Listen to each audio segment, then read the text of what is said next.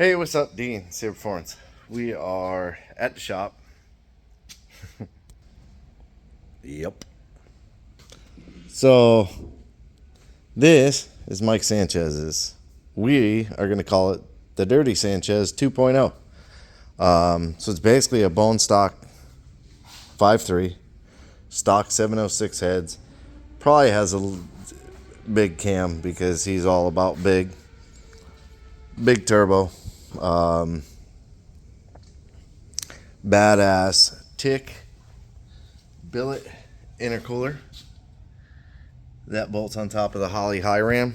I mean, it'll bolt on mid, low, but he has it on the high ram. Don't remember the brand on that one. I know he told me a long time ago. And then a War 102 throttle body. Man, I can't believe they don't have their name on that. It might be Shearer Fab, but you would imagine they would have a name on it. But Holley Terminator, and he did pretty much a lot of the work himself. It's got the arc panel, 7-inch dash. He did the mini tubs in the back.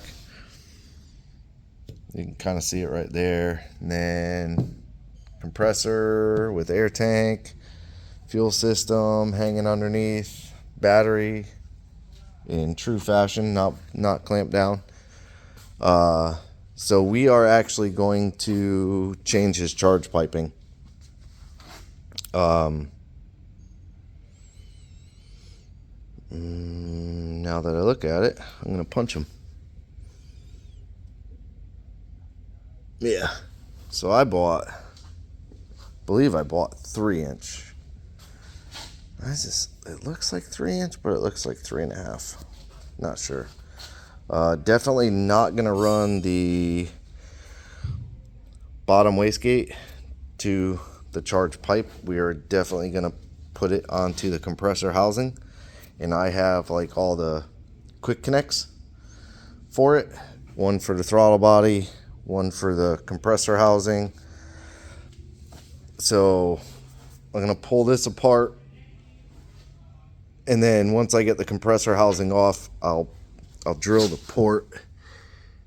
I don't see the port built into it. But yeah, I'll drill the port somewhere, probably just below the lettering, so I'm not in the lettering. Drill it, tap it, and we'll put this fitting down there and then run this tube over to the wastegate. He's got the dual MAC valves mounted up to the front of the intake, which is pretty neat. Then, so it looks like he has everything run, except for a few things and some wiring stuff that needs to be cleaned up and fixed. Like obviously we don't want that next to the manifold. I'm not sure what that goes to, fan. So I'll clean that stuff up. Might just be easier to run it through the intake. Put a connector on the end over here. I don't even know if he's got, no, it's pretty small gauge wire on there. Probably he'll probably tell you it works though. But it's got stock manifolds, janky pipe, which is crazy. His black car worked insanely good. So this one should work. We're gonna make it work. I'll clean up a few things. Wow, that's crazy. And we're gonna make a new charge pipe. And then he called me this morning. He said, man, I was thinking about it all last night, because when we took the car off the trailer yesterday, it sounded weird. Not like it was a misfire, but kind of like it was a misfire. Hold on.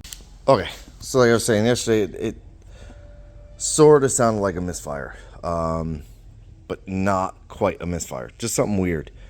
And I pulled all the coils, and you can kind of hear one cylinder change a hair, but you plug it in, and it reacted to it, but it just sounded weird. So he calls me this morning, he says, man, I was up all night thinking about it. He said the injector harness, I never looked at it. I just kind of threw it on there, plugged it in, and I said, oh, they're labeled, which they are.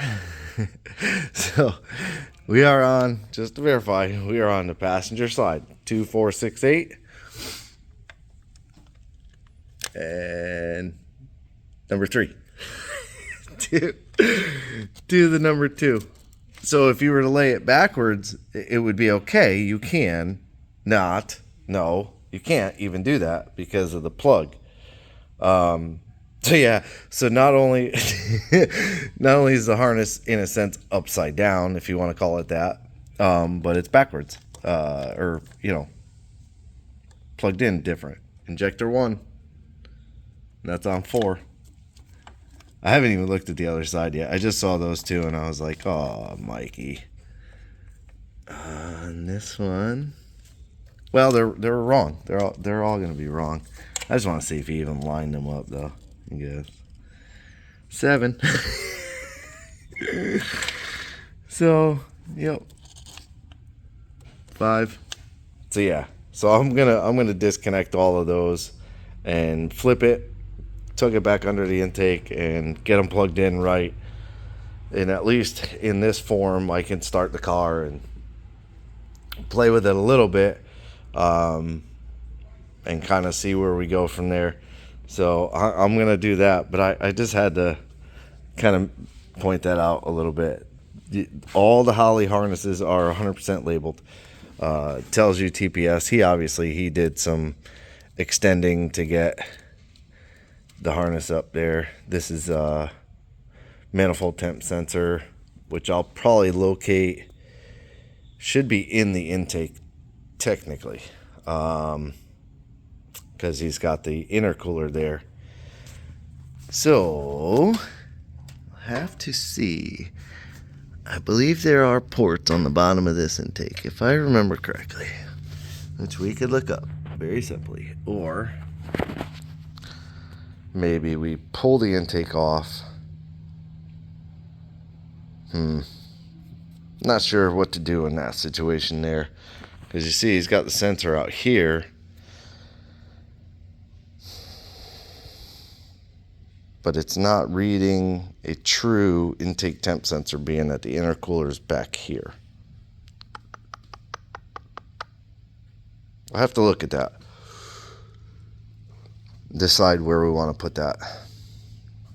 I do know that the intake definitely 100% has ports in the back of it. So I'm not sure. But let me get this injector harness sorted, and then we'll come back.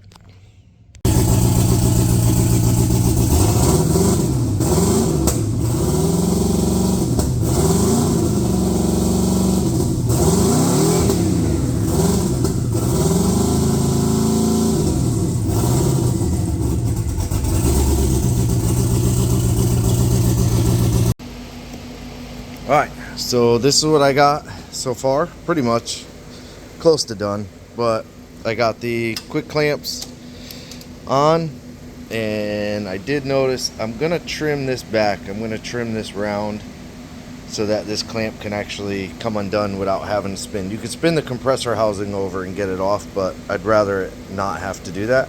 So I'm gonna trim this corner round, and I'll probably take a piece of pipe and cut it to fit it in there. But I'll do that after. So I got all the joints and everything. Like, everything was a super nice fit. The cast, I just suck at welding cast, or I hate welding cast, or this cast, because like most of it welds pretty good, and then all of a sudden you'll get to a spot that's just like it explodes and starts crackling and shit. But the rest of the welds all look pretty good. I got the blow off valve. I asked him, did he want it under, top, whatever. He said passenger side, so I put it level on there. It's pretty level. Obviously the pipe, ooh, it's still hot.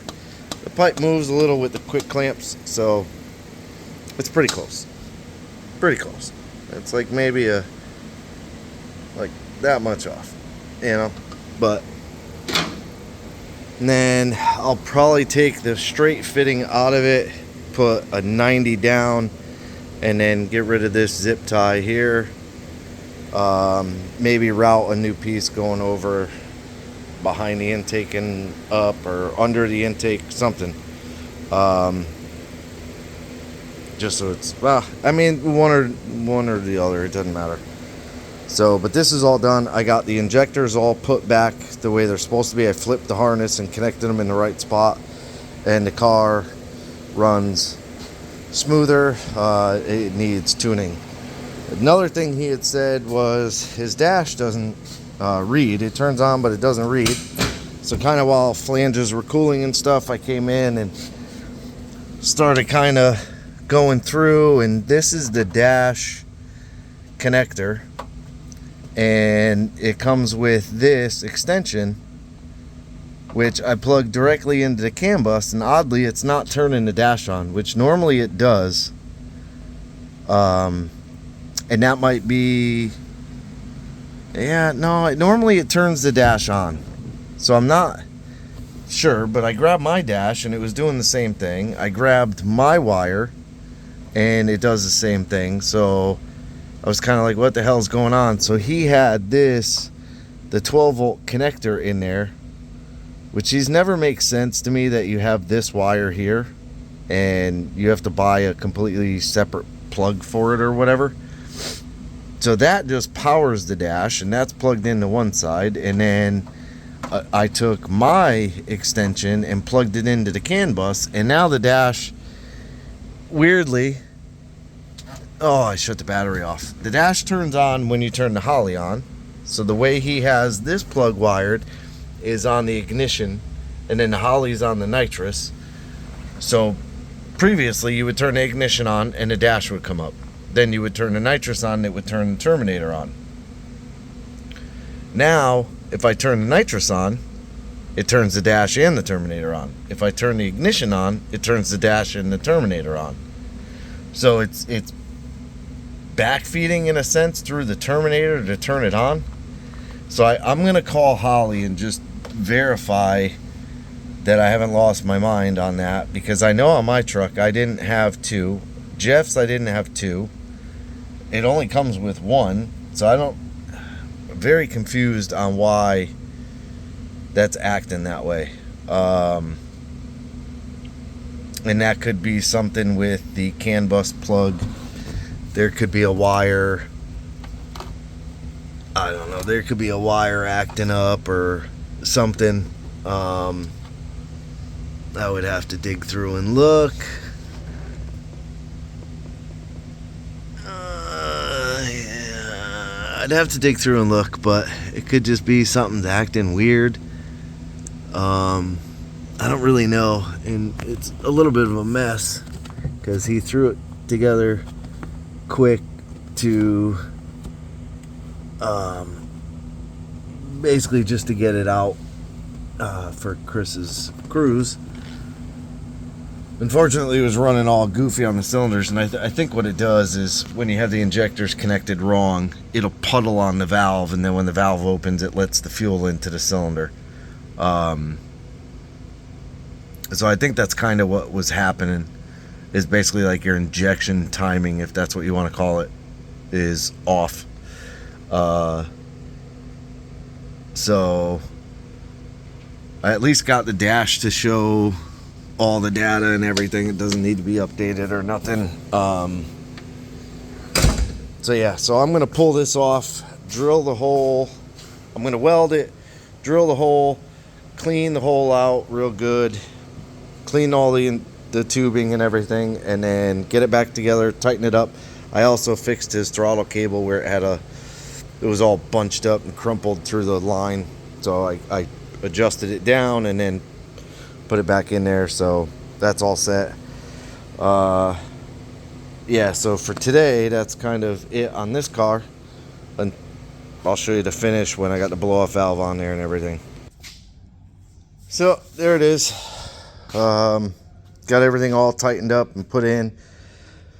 Decided to not trim this out.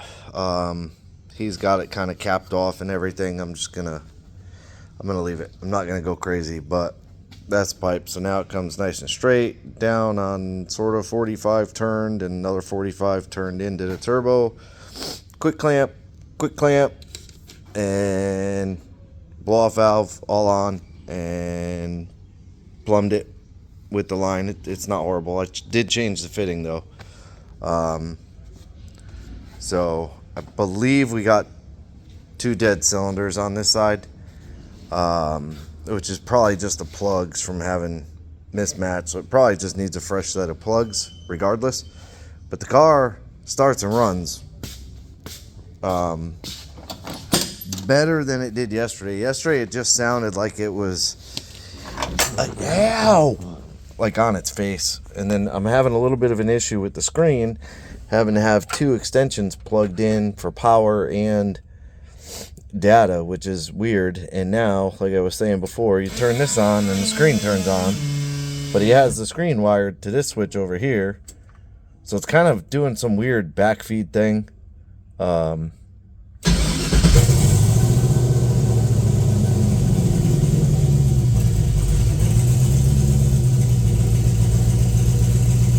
It's definitely rich.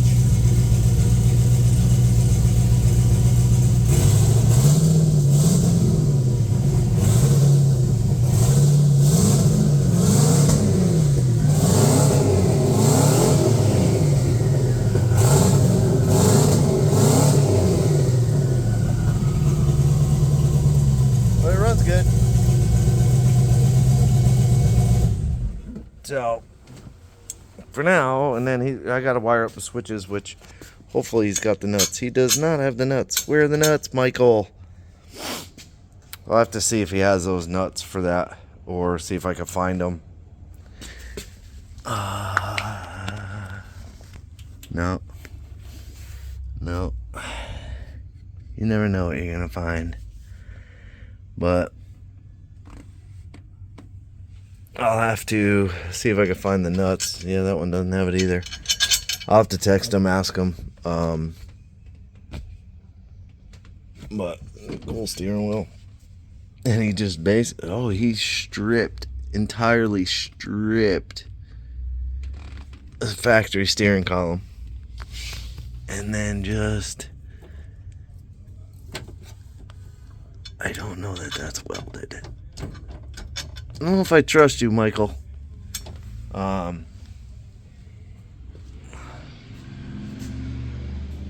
But yeah, so ow! I've walked into this edge about 5 times now. I might cut it off.